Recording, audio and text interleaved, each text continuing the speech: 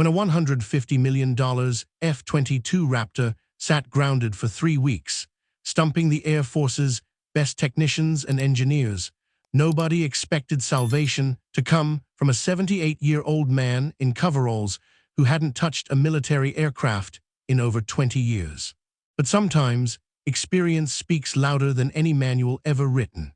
The morning sun cast long shadows across Edwards Air Force Base as Technical Sergeant Maria Rodriguez stared at the hulking F-22 Raptor that had become her nemesis.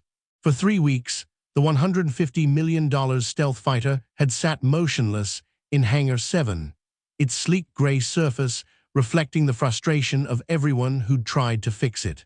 "Any progress, Rodriguez?" Commander James Mitchell approached, his voice carrying the weight of pressure from Pentagon brass who wanted answers. Maria wiped grease from her hands, shaking her head.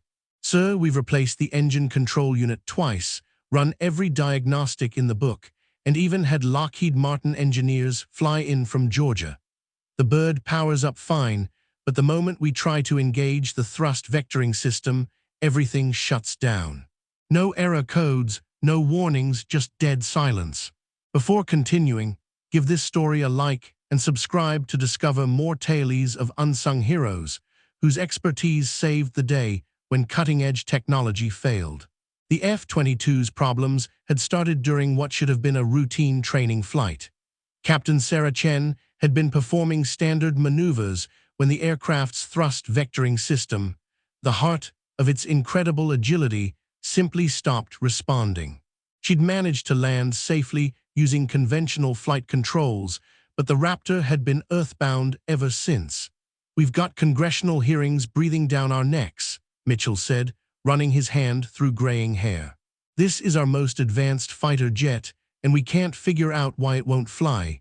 The manufacturer's stumped, our best people are stumped, and I'm starting to think we need a miracle." The hangar buzzed with activity as technicians from various specialties worked around the aircraft. Avionics experts huddled over computer screens displaying endless streams of data. Engine specialists examined every component with microscopic precision. Even cybersecurity teams had been called in, suspecting possible electronic warfare interference. Master Sergeant Tom Bradley, a 20-year veteran with more F-22 experience than anyone on base, approached the commander. "Sir, I hate to say it, but we might be dealing with something beyond our current understanding. This aircraft represents technology that's pushing boundaries we're still learning about." Rodriguez nodded in agreement. "The computer systems are so integrated that a failure in one area cascades through everything else. It's like trying to find a needle in a haystack, except the haystack is made of thousands of other needles." As the afternoon wore on, the mood in the hangar grew increasingly somber. Phone calls to Lockheed Martin revealed that even the original design team was baffled. The aircraft's black box data showed normal operations right up until the moment everything stopped working. "What about the maintenance records?" Mitchell asked, grasping for any overlooked detail. "Clean as a whistle, sir," Bradley replied. "This bird has been maintained to perfection. Every scheduled service completed on time, every component within specifications. If anything, it's been bobbied since the day it arrived here." The irony wasn't lost on anyone present. The F-22 Raptor, designed to dominate the skies against any adversary, had been defeated by an invisible enemy that left no trace of its attack. Million-dollar diagnostic equipment remained silent, while the world's most advanced fighter jet sat as still as a museum display. As evening approached and another day ended without progress, Commander Mitchell made a decision that surprised everyone in the hangar. Walking to his office, he pulled out an old address book and flipped through pages until he found what he was looking for. "Get me Frank Sullivan," he told his aide. "Tell him we need his help." The aide looked puzzled. "Sir, who is Frank Sullivan?" Mitchell smiled for the first time in weeks. "Someone who fixed aircraft before computers told us how to do it." 300 miles north of Edwards Air Force Base, in a modest suburban garage in Sacramento, Frank Sullivan was bent over the engine of a 1967 Mustang when his phone rang. At 78, his hands weren't as steady as they once were, but his mind remained sharp as the tools he'd used for 6 decades. "Frank Sullivan speaking," he answered, wiping oil from his fingers. "Mr. Sullivan, this is Commander Mitchell from Edwards Air Force Base. I apologize for calling out of the blue, but we have a situation that requires your expertise." Frank set down his wrench, recognizing the desperation in the younger man's voice. He'd heard that tone before, usually from pilots whose lives depended on aircraft working perfectly. "Commander, I haven't touched a military bird in over 20 years. You sure you got the right guy?" "Sir, we have an F-22 that's been grounded for 3 weeks. Our best people can't figure out what's wrong, and frankly, we're running out of options. Your name came up in our records as someone who worked on some of our most challenging cases back in the day." Frank smiled, remembering his decades as a civilian contractor for the Air Force. He'd started working on aircraft when they were mostly mechanical, before computers controlled every system. His reputation had been built on an intuitive understanding of how machines behaved, an ability to diagnose problems that defied conventional analysis. "F-22, huh?" Frank mused. "That's a far cry from the F-4 Phantoms I used to work on. What seems to be the trouble?" Mitchell explained the situation in detail: the failed thrust vectoring system, the lack of error codes, the stumped engineers and technicians. As he spoke, Frank found himself mentally cataloging possibilities, his experience automatically filtering through decades of similar mysteries. "Commander, I appreciate you thinking of me, but I'm not sure what I could do that your people haven't already tried. These new birds are more computer than aircraft. That's exactly why we need you, sir. Sometimes the old ways of thinking reveal solutions that modern approaches miss. Would you at least consider taking a look? We'll arrange transportation and accommodation." Frank looked around his garage, at the half-restored Mustang and the various projects that filled his retirement. His wife Helen had passed 2 years ago, and the days sometimes felt long despite his hobbies. The thought of working on aircraft again, especially one as advanced as the F-22, stirred something in him he hadn't felt in years. "When do you need me there?" he asked. "How about tomorrow morning?" "I'll send a car." After hanging up, Frank walked to his workshop's back wall, where framed photographs chronicled his career. Pictures of him with various aircraft, receiving commendations, shaking hands with generals and test pilots. One photo in particular caught his eye, himself at age 45, standing next to an experimental aircraft that had stumped engineers for months, until he'd identified a resonance frequency issue that computers had missed. He pulled out a worn leather tool bag that had accompanied him through countless challenges. The tools inside were older now, some showing wear from decades of use, but they remained precise and reliable. Modern diagnostic equipment was impressive, but sometimes problems required a more fundamental approach. That evening, Frank called his daughter Susan. "I'm going to be away for a few days, maybe longer. The Air Force needs help with something. Dad, you're retired. You don't need to prove anything to anyone anymore." "It's not about proving anything, sweetheart. Sometimes you have a chance to help, and you take it. That's what we do." As he packed his bag, Frank reflected on the evolution of aircraft technology. He'd witnessed the transition from purely mechanical systems to fly-by-wire controls, from analog gauges to digital displays. Each advancement brought new capabilities, but also new complexities. The F-22 represented the pinnacle of that evolution, a fighter so advanced that it relied entirely on computer systems to remain airborne. Its stealth capabilities, thrust vectoring, and integrated avionics created a machine that was less flown than managed by its pilot. Yet Frank had learned long ago that no matter how sophisticated an aircraft became, it was still fundamentally a machine designed to fly. And machines, regardless of their complexity, followed certain principles that transcended their individual technologies. Before bed, he studied technical manuals about the F-22 that Mitchell had emailed. The information was fascinating, but overwhelming. Thousands of systems working in perfect harmony when everything functioned correctly. Finding a problem in such complexity seemed nearly impossible. But Frank had made a career of solving the impossible. The black sedan arrived at Frank's house at 600 hours sharp, and by 900 he was standing in Hangar 7 at Edwards Air Force Base, looking up at the grounded F-22 Raptor. The aircraft was even more impressive in person than in the technical manuals, a testament to human engineering that seemed to defy the laws of aerodynamics. "Mr. Sullivan, welcome to Edwards," Commander Mitchell said, extending his hand. "I can't tell you how much we appreciate you coming." Frank nodded, his experienced eyes already scanning the aircraft. "Just call me Frank, Commander. Now, tell me exactly what this bird was doing when the problem started." Technical Sergeant Rodriguez approached with a tablet full of data. "Sir, Captain Chen was performing standard air combat maneuvers at approximately 30,000 feet when the thrust vectoring system became unresponsive. She reported no unusual vibrations, sounds, or warning indicators prior to the failure." "And you've replaced the engine control units?" Frank asked, walking slowly around the aircraft. "Twice, sir. We've also run complete diagnostics on every system, checked all connections, and even had the original design team review our findings remotely." Frank stopped near the aircraft's rear section, where the thrust vectoring nozzles were visible. These revolutionary components allowed the F-22 to change the direction of its engine thrust, enabling maneuvers that seemed to defy physics. He knelt down, running his weathered hands along the nozzle housing.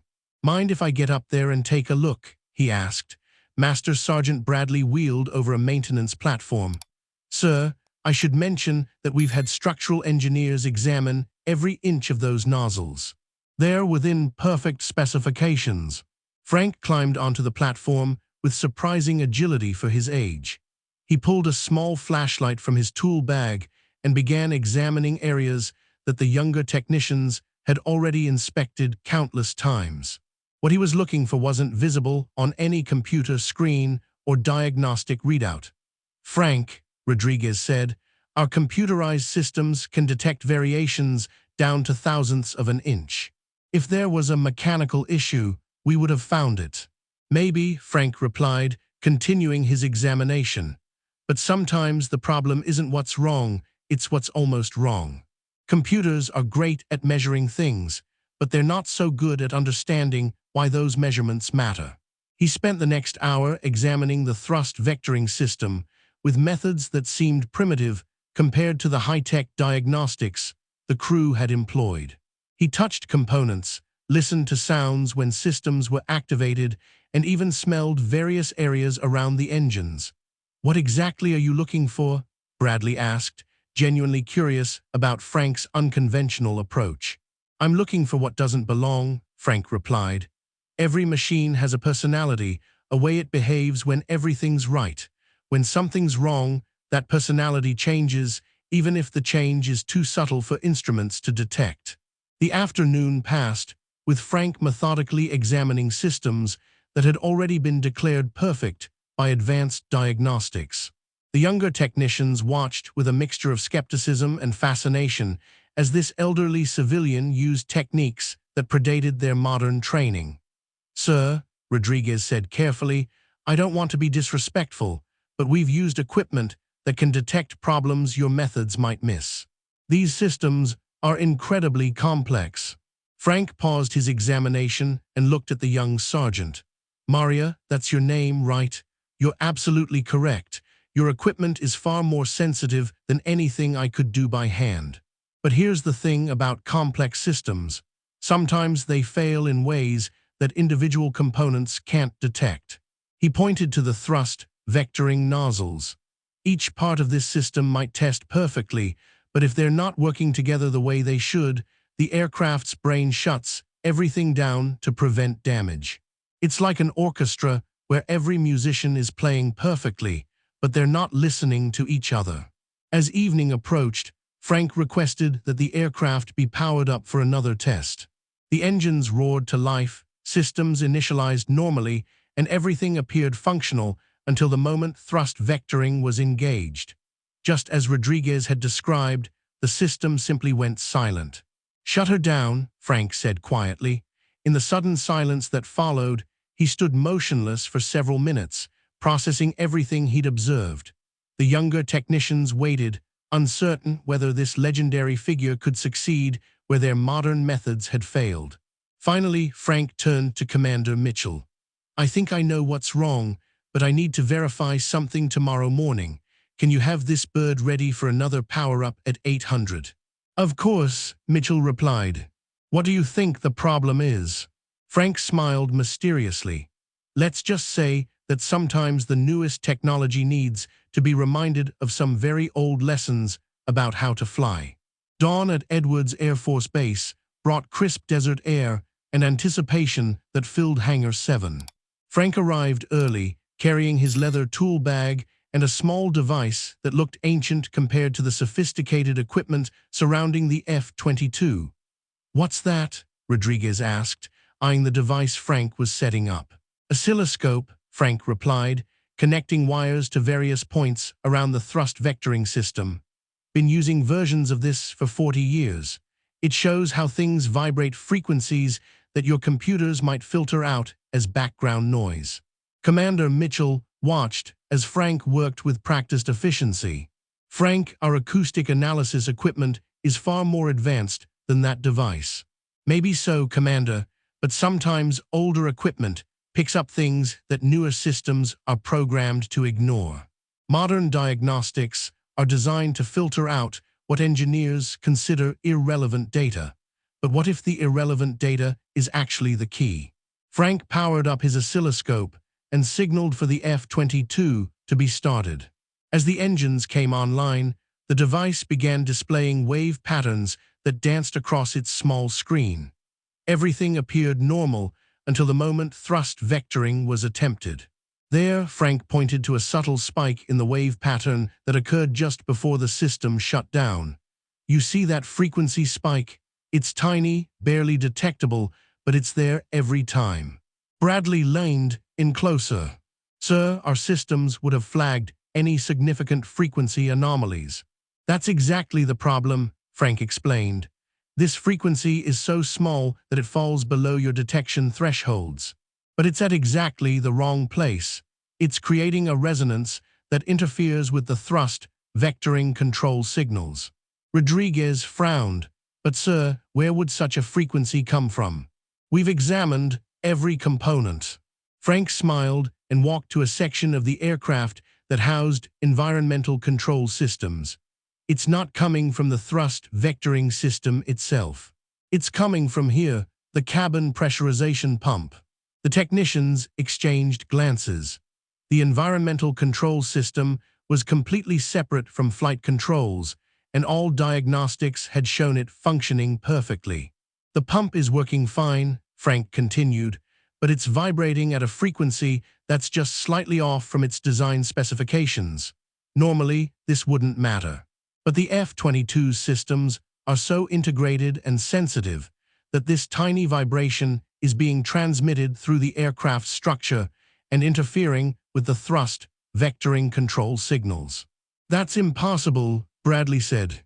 "Those systems are completely isolated from each other." Frank pulled out a technical manual and pointed to a schematic.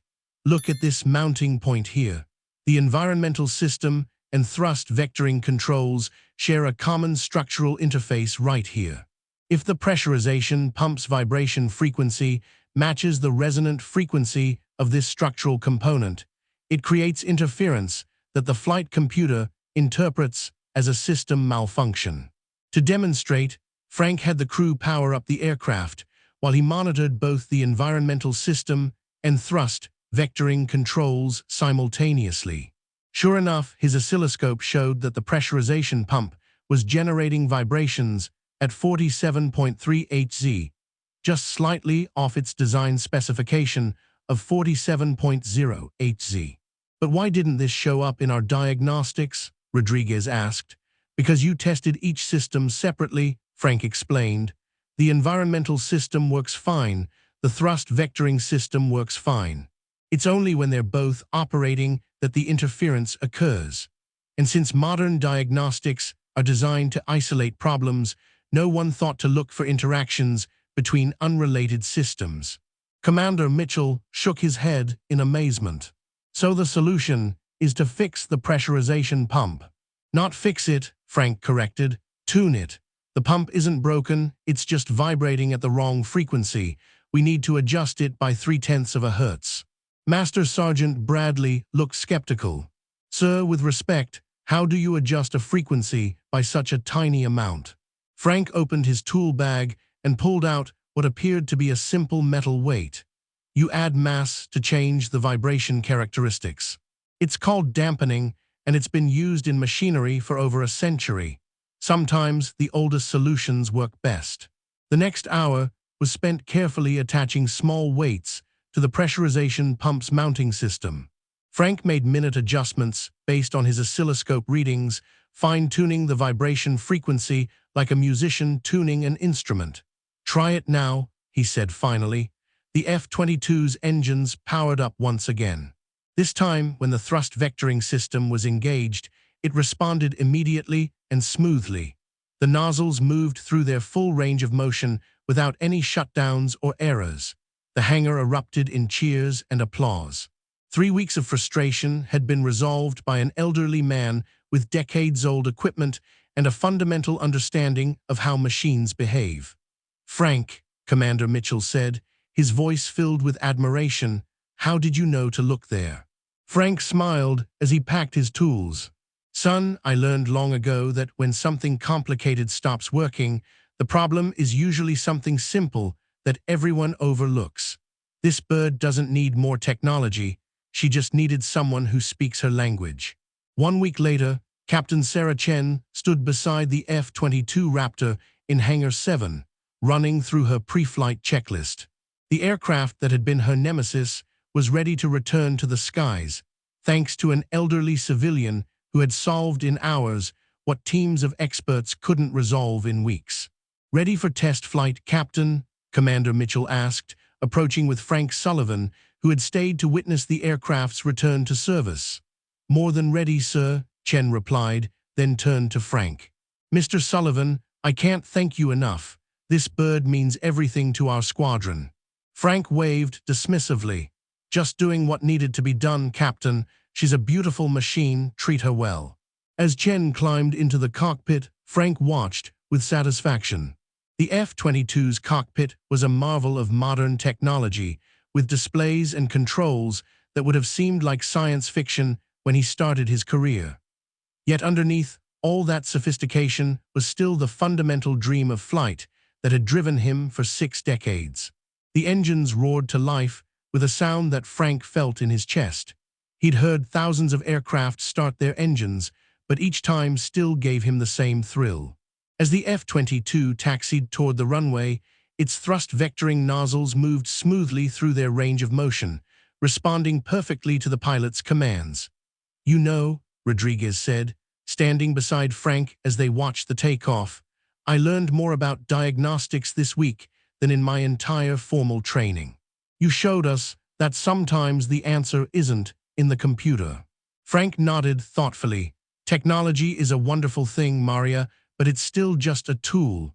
The real skill is knowing when to trust it and when to question it. Your generation has access to incredible instruments, but don't forget that those instruments were designed by people who made assumptions about what's important and what isn't. The F-22 lifted gracefully into the clear desert sky, its thrust vectoring system allowing maneuvers that seemed to defy physics. Chen's voice crackled over the radio. Edwards Tower, thrust vectoring system performing nominally, all systems green. Master Sergeant Bradley joined the group watching the flight demonstration. Frank, can I ask you something? How did you know that the problem would be something so obscure? Most of us would never have thought to look at system interactions like that. Frank considered the question carefully. Experience mostly, but also humility. Modern diagnostics are incredibly sophisticated, but they're based on assumptions about how things should work. When I started working on aircraft, we didn't have computers to tell us what was wrong, so we had to develop intuition about how machines behave. He pointed to the F-22 as it performed a series of aerial maneuvers high above the base. That bird up there is the product of thousands of brilliant engineers who designed each system to work perfectly, but they couldn't predict every possible interaction between those systems. Sometimes it takes an outsider's perspective to see connections that the original designers never considered. Commander Mitchell watched the demonstration with obvious pride. "Frank, I have to ask, would you consider staying on as a consultant? We have other aircraft with mysterious problems, and frankly, your approach could be invaluable." Frank smiled but shook his head. "Commander, I appreciate the offer, but my real value isn't in solving these problems myself. It's in teaching your people to think differently about problem solving. Rodriguez, Bradley, and your other technicians are all capable of what I did. They just need to learn to trust their instincts as much as their instruments." Over the next hour, the F-22 put on an impressive display of aerial capabilities. The thrust vectoring system that had been inoperative for 3 weeks now performed flawlessly, allowing the aircraft to change direction in ways that seemed impossible for something traveling at such high speeds. As the demonstration concluded, and Chen brought the F-22 in for landing, Frank felt a deep satisfaction that had nothing to do with personal recognition. He'd helped solve a problem that mattered, using skills developed over a lifetime of working with machines that were designed to push the boundaries of what was possible. "You know what the real lesson is here," Frank said to the assembled technicians as they watched the aircraft taxi back to the hangar. "It's not about old methods versus new technology. It's about understanding that no matter how advanced our machines become, they're still subject to the fundamental laws of physics. Resonance, vibration, frequency, these principles don't change just because we add computers." As Frank prepared to leave